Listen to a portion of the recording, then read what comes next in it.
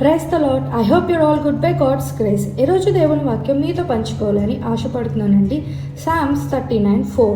యెహోవా నా అంతము ఎట్లున్నది, నా దినముల ప్రమాణము ఎంతైనది నాకు తెలుపుము.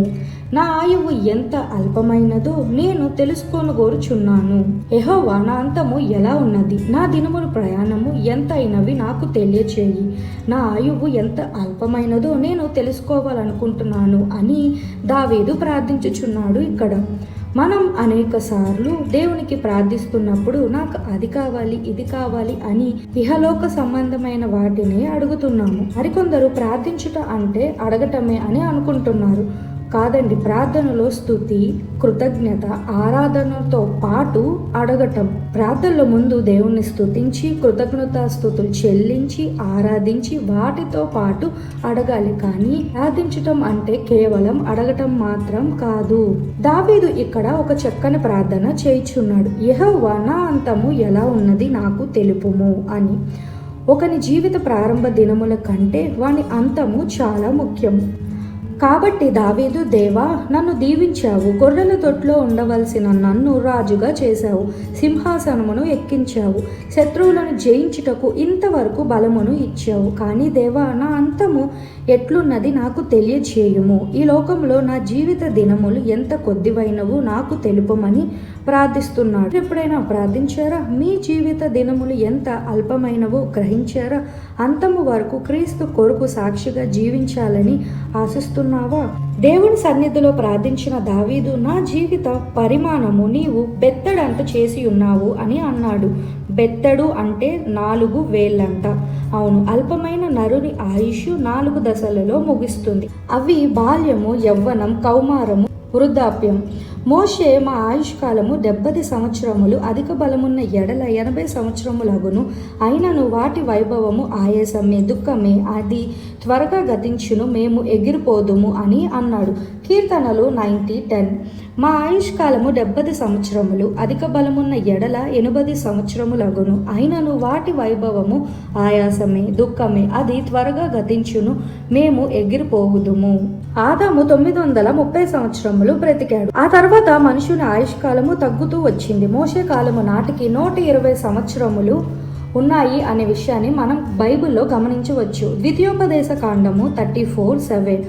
మోషే చనిపోయినప్పుడు 120 సంవత్సరములు కలవాడగును, అతనికి దుష్టిమాన్యము లేదు, అతనికి సత్తువ తగ్గలేదు. కాలేబు నాటికి 80 సంవత్సరములు, దావీదు కాలము నాటికి 70 సంవత్సరములకు వచ్చింది. ఈనాటికి మన ఆయుష్కాలము 40 సంవత్సరములు, లేక దేవుని కృప ఉంటే 50 సంవత్సరములు అని చెప్పవచ్చు. ఒకవేళ ప్రభువు రాకడ ఆలస్యమైతే మన తర్వాత వారు మన ఆయుష్కాలము 30 సంవత్సరములు, అధిక బలము ఉంటే 40 సంవత్సరములు అంటారేమో. ఎందుకంటే భూమిలో సారము తగ్గింది, గాలిలో పొల్యూషన్ ఎక్కువైంది, కాబట్టి నీరు కరిగిపోవచ్చున్నది, సూర్యుని వేడి ఎక్కువవుచున్నది. కాబట్టి మనుషుడు ఒక 10 సంవత్సరములు బాలుడుగా ఆడుకుంటూ, ఒక 10 సంవత్సరములు యవ్వనుడిగా విర్రవీగుతూ, ఒక 10 సంవత్సరములు కుటుంబీకుడిగా సమస్యలతో సతమతమవుతూ, మరో 10 సంవత్సరములు వృద్ధుడిగా వ్యాధులతో మూలుగుచూ గడుపుచున్నాడు.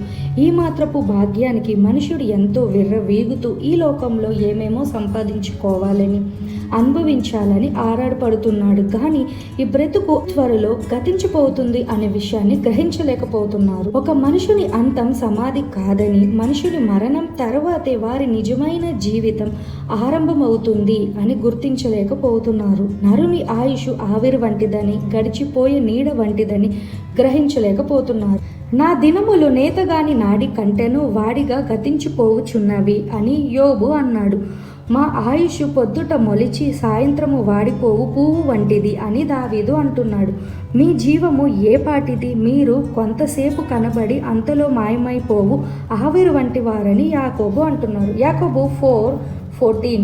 రేపేమి సంభవించునో మీకు తెలియదు, మీ జీవం ఏ పాటిది, మీరు కొంతసేపు కనబడి అంతలో మాయమైపోవు ఆవిరి వంటి వారే. మన ఇహలోక జీవము కొరకు మనము బహుగా ప్రయాసపడుతున్నాము, కానీ మరణము తర్వాత ఉన్న నిత్య జీవము, నిత్యము జీవించవలసిన జీవితము గురించి ఆలోచించటం లేదు. ఈరోజు ఒకవేళ వాక్యం వింటున్న మీరు కూడా ఈ విషయాన్ని గ్రహించలేకపోతున్నారా? మరణించిన తర్వాత ఒక జీవితం ఉంది విషయాన్ని మీరు గ్రహించారా? మరణము తర్వాత నిత్య జీవితమునకు నీవు చేరాలి అనంటే ఆ ప్రభు అయిన యేసుక్రీస్తుని విశ్వసించాలి, నమ్మాలి అనే విషయాన్ని గ్రహించారా? ఒక కోడిగుడ్డు కింద జారి పడిపోతే అది వెంటనే పగిలి దానిలో ఉన్న సొన అంతా కరిగిపోతుంది. అలాగే కొంచెము పెద్ద కోడిగుడ్డు ఆకారంలో ఉన్న మనుషుని తలపై గట్టిగా ఒక దెబ్బ తగిలినా, ఏ లారీ టైరో ఎక్కినా తల పగిలి ప్రాణం పోతుంది. అది ఎంత మేధావి తల అయినా, ఎంత గొప్పవాడి తల అయినా, ఎంత ధనవంతుడి తల అయినా సరే ఒక్క క్షణంలో పగిలిపోతుంది. కనీసం గుడ్డు పగిలితే ఆమ్లెట్ అయినా వేసుకోవచ్చు, కానీ మనుషుని తల పగిలితే మనుషుడు ఎందుకు పనికిరాడు. కాబట్టి మీ ప్రాణము, మీ సకల మార్గములను ఏ దేవుని వశములో ఉన్నవో ఆయనను గుర్తించుము. అర్థమైందా అండి? ఈరోజు మీ ప్రాణము, మీ సకల మార్గము ఏ దేవుని వశములో ఉన్నవో మీరు గుర్తించారా? మన ప్రభు అయిన యేసుక్రీస్తు వారి కృపను బట్టి ఈరోజు మనం ఇలాగ ఉన్నాము అనే విషయాన్ని గ్రహించారా? అవునండి, ఈరోజు నువ్వు సజీవంగా ఉన్నావు అనంటే, నీవు బ్రతికి ఉన్నావు అనంటే, ఎన్ని సమస్యలు ఉన్నా నీవు నిలబడుతున్నావు అనంటే అది కేవలం దేవుడి కృపే అని గుర్తించండి. కాబట్టి ఈరోజు వాక్యం వింటున్న మీరు ఇక్కడ సంగతి ఇక్కడ చూసుకుందాంలే, మరణించాక ఎటు వెళ్తే ఏముందిలే అని దేవుడు వాక్యాన్ని నిర్లక్ష్యం చేయకుండా నీవు మరణించిన తరువాత జీవించవలసిన నిత్య జీవితం కొరకు సిద్ధపడుము. అవునండి, మరణం తర్వాత నిత్య జీవం ఉంది అనే విషయాన్ని గ్రహించండి, దాని కొరకు సిద్ధపడండి.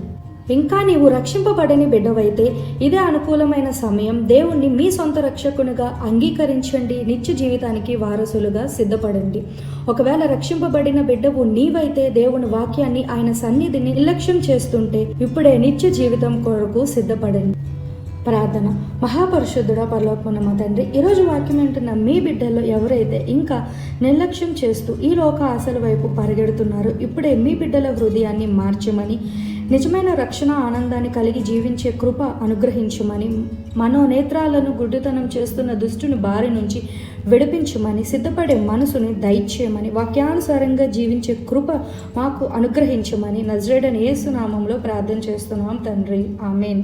సమస్త మహిమ ప్రభువైన యేసుక్రీస్తునకే కలుగును గాక, amen. God bless you all.